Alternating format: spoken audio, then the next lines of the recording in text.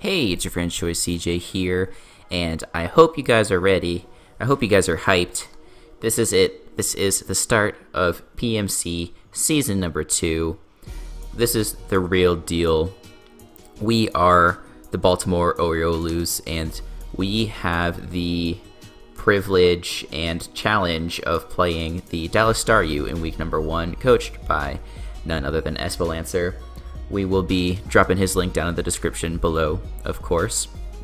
I do hope you guys enjoyed this video. At the time of you watching this, I'm actually going to be out enjoying sunny San Diego. So hello from California, or whatever they say out here. I'm a East Coast boy through and through. So this will actually be my first time out in California. But let's quickly go over the team matchup here. We brought a physically defensive Mesprit with Tangaberry, an Assault Vest Electros, a mixed attacking Salamence, a Shardyberry Tornadus Therian form. It took me a second to think about what that was. We have a mixed defensive Tentacruel and also a Quiverdance Volcarona. Dallas has brought Chandelure, Scolipede, Hariyama, Gliscor, Mew, and Manectric. Now, Dallas is definitely known for his creative sets. He also likes to use Baton Pass quite a bit. And as you can see, he has 3 Baton Pass users on his team potentially between Gliscor, Scolipede, and Mew. So, going into this match, I know there's going to be a whole sorts of different shenanigans going on, but I don't really, I can only be so prepared for the sort of stuff that someone like Dallas can bring. So I'm just going to have to, I don't know, be aware of anything. But the nice thing is, looking at team matchup, he does not have a Dragon Resist, so Salamence can really put in the work in this game. If we get rid of the Chandelure, then the Volcarona can potentially do some work. I guess Hariyama is also a little bit of a problem with its Rocket the Thick Fat ability. But really, it's just going to be trying to use Salamence to come in and revenge things, dropping Dracos left and right. And I am going to go ahead and lead off with my Mesprit here to try and set up my Stealth Rocks as quickly as possible. That's going to hinder Pokemon like the Scolipede and the Chandelure. That's the Pokemon, the Candle, that's got base 145 special attack. But as you can see here, he leads with Manectric and actually goes for a Thunder Wave turn 1 on my Mesprit.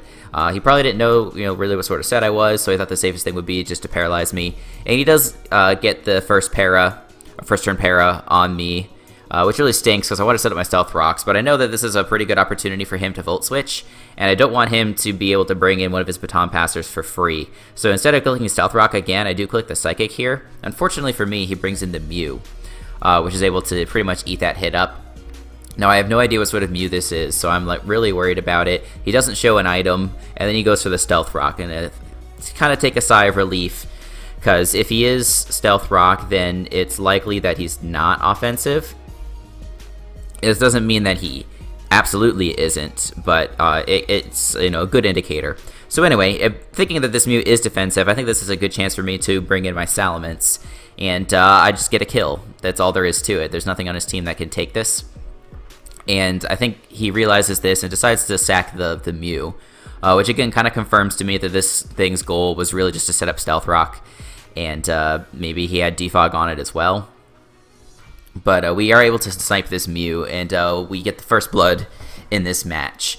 Now we have something of a scary moment here because the Gliscor comes in, and I'm like, okay, I can't afford to let this thing go for some sort of setup move and switch out. He probably brought it in thinking that I'm fully special and that he can swap out, or I'll have to swap out and he can go for this Rock Polish here. Luckily, I am packing the Outrage, and I do have some attack investment, so he can't really pass for free. He took like 60%, and he is going to pass this Rock Polish into the Manectric, which is about to take a fat Outrage to the face. Manectric, without the Intimidate from its Mega Form, is not super bulky, and as you can see, it gets straight up OHKO'd by the Salamence. So the Salamence is already putting on the hurt. It's killed 2 Pokemon now. It did 60% to a Gliscor, And now the Scolipede comes in. I get a little bit of revenge hacks here as he misses the Rock Slide, which would have taken out my Ments. And as you can see, I get like a clean 85% off with the Outrage on the Scolipede. Unfortunately, Scolipede actually has some decent physical defense. So there's not a whole lot I could do about that, you know, in terms of living. I guess if I had had more attack investment, but I really wanted the Draco Meteor. So now he is able to kill me with that Rock Slide, but the damage has kind of already been done. The fact that it took like 85% unnecessarily really stinks for him. So yeah, he's basically one Life Orb hit away from being hurt. Now I do have the Tanga Berry on this thing, so if he wants to go for a Mega Horn, I can live it and then take him out with a Psychic. But he is going to Baton Pass. Definitely a good move. And he brings out the Chandelure, which is just really frightening. I do get full parried here, so again, it's kind of back and forth with these hacks. Because that Psychic would have done like 40% of this thing. It would be in a range where Tentacruel can come in, live one hit, and knock it out with a Scald. So because my Mesprit has gone down, I am going to bring out this Tentacruel. I guess Haze was an option here, but I was really worried about this thing being Specs. So I figured the best thing to do, knowing that Shadow Ball or that Scald is not going to knock it out in one hit, I click Knock Off, and so I do a decent amount of damage, perhaps 40% of this thing, and it shows the weakness policy, and I shit myself. Like, this is exactly the sort of stuff I was worried about going up against Dallas. I'm thinking, wow, like, what can I do? And he even has the Psychic to take on Tentacruel super effectively, and it was like, there's nothing I can do. None of my Pokemon left can take a hit from a +2 thing. My best bet is to go into my Electros here and hope that he misses a Fire Blast. To my surprise, though, he's actually not packing the Fire Blast. He's got a moveset of Flamethrower, Shadow Ball, Psychic, and Will-O-Wisp.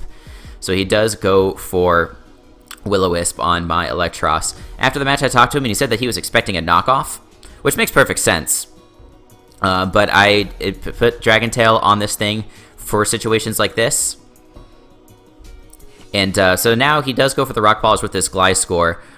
It didn't show the Toxic Orb earlier, so like I'm kind of wondering if he is Yachi Berry, but there's also a chance that he's also Weakness Policy. But it turns out he is Yachi Berry, and the hacks trade back and forth again as I get a crit. The crit did matter. Without the crit, the Hidden Power Ice would have brought him to like 5%, and then he could have Baton Passed into this thing. I suppose if I had not killed, the best move would have been to click the Dragon Tail on this switch in, and then the Hariyama would not have the speed boost. But as played, I am going to switch out because I really need to preserve the Electros for the Chandelure that's in the back. He makes a good prediction, hits my Tornadus with an Ice Punch, but I am able to live because he's not Sheer Force, he's actually Thick Fat. And we get off a huge hit with the Air Slash, bringing this thing down very low. But the nice thing here is now I can go into my Volcarona. Assuming he's not Assault Vest, this Bug Buzz is definitely going to kill. If he is Assault Vest, it has like an 80% chance to kill. So it's the right move. We got a crit, but I don't think that crit mattered. Turns out that he was not Assault Vest, he was actually Belly Drum. Which is just kind of like the cherry on top for this like amazing team that he's built.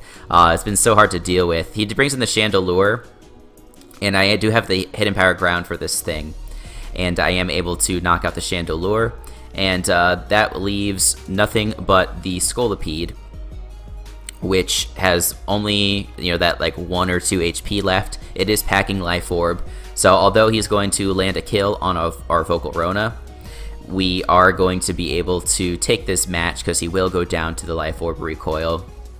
And we get a very, very narrow 1-0 victory. It was a very well played game, very exciting, very fast. This is one of the fastest games I've ever played. And, you know, I do have to give a big shout out to Dallas, 1 for being so creative, 2 for being a good sport, you know, with all the hacks and everything. I think he's going to go on to have a spectacular season. One thing just to say, I guess, at the end of this match, and Dallas and I did discuss this before, even with all of the crazy hacks and everything, Dallas actually could have made a few plays to secure his victory. Once the Hariyama went down, if he had gone into Scolipede, Scolipede could have killed the Volcarona with Earthquake, or if I decided to swap, he could, miss the Electros with the Earthquake and then follow up with a Poison Jab, which would probably kill my Electros. Even if it didn't, it would then put it in range of any move from the Chandelure, and my Volcarona would die upon re-entry. So, if he had done that instead of going into the Chandelure and sacking that off for free, he probably would have won. I don't think that the Electros could live a combination of moves from Scolipede and Chandelure. So even though we did get the 1-0 victory, it's tough because it could have very easily ended differently, and I think that's just kind of a testament to how close this game was and how good of a competitor Dallas is. It could have gone any way at any point in the match, hacks or not. So I do hope you guys enjoyed that game. I certainly did. It was a lot of fun, and I think it was a great way to kick off this season. I would have felt that way even if we had lost. It's very exciting, and playing on 3DS is quite a thrill, as I'm sure anybody who's been in a Wi-Fi league will know. Just the nerves are at such a different level. When I got that crit on the Gliscor, I stood up from my chair and I started fist pumping because I was like, yes, I can't believe it. Man, I was so excited. I mean no disrespect, of course. It gets you going in a way that Showdown doesn't always do. Showdown has its own benefits, of course, and I think if you were to make me choose between one and the other, I still would pick Showdown just because I feel like I have more of an edge on Showdown. But there's so much excitement, and hope you guys are going to be looking forward to more of these videos because I certainly will be. Next week we are going to be going up against Dr. V, who has a very scary team featuring Landorus Incarnate and Weavile. So make sure that you check back for that. And also make sure you subscribe to my channel for more Pokemon content. And until the next time, I will see you all later.